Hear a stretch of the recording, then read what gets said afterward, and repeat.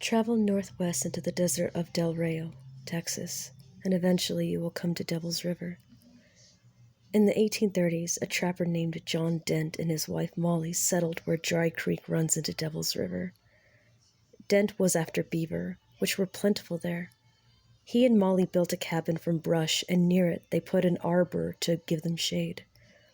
Molly Dent became pregnant. When she was ready to have their child, John Dent raced on horseback to their nearest neighbors several miles away. "My wife is having a baby," he said to the man and his wife. "Can you help us?" They agreed to come at once. As they got ready to leave, a violent storm came up, and a bolt of lightning struck and killed John Dent. The man and his wife managed to find his cabin, but did not arrive until the next day. By then, Molly Dent was dead too. It looked like she had given birth before she died, but the neighbors could not find the baby.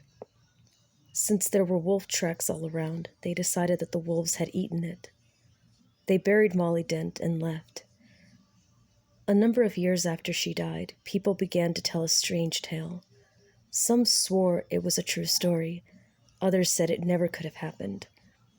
The story begins in a small settlement a dozen miles from Molly Dent's grave.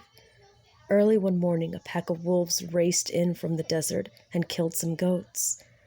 Such attacks were not unusual in those days, but a boy thought he saw a naked young girl with long blonde hair running with the wolves. A year or two later, a woman came upon some wolves eating a goat they had just killed. Eating the goat with them, she claimed, was a naked young girl with long blonde hair. When the wolves and the girl saw her, they fled. The woman said that at first the girl ran on all fours. Then she stood and ran like a human, swiftly as the wolves. People started wondering if this wolf girl was Molly Dent's daughter. Had a mother wolf carried her off the day she was born and raised her with her pups? If so, by now she would have been 10 or 11 years old. As the story is told, some men began to look for the girl. They searched along the riverbanks and in the desert and in the canyons, and one day it is said that they found her, walking in a canyon with a wolf by her side. When the wolf ran off, the girl hid in an opening in one of the canyon walls. When the men tried to capture her, she fought back, biting and scratching like an enraged animal. When they finally subdued her, she began screaming like a frightened young girl and howling like a frightened young wolf.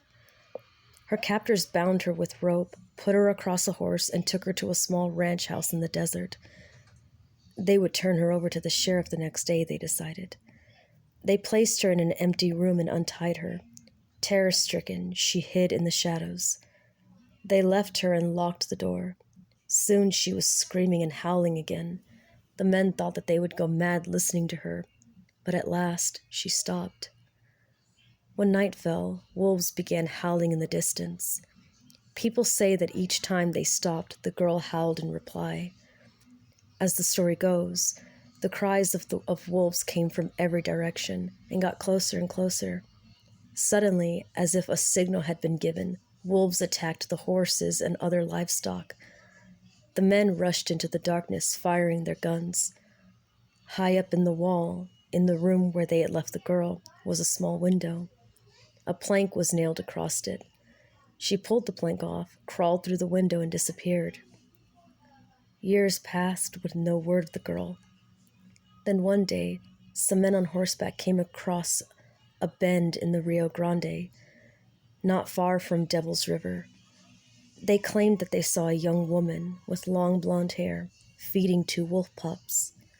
When she saw the men, she snatched up the pups and ran into the bush. They rode after her, but she quickly left them behind. They searched and searched, but found no trace of her. That is the last we know of the wolf girl, and it is there in the desert near Rio Grande that this story ends.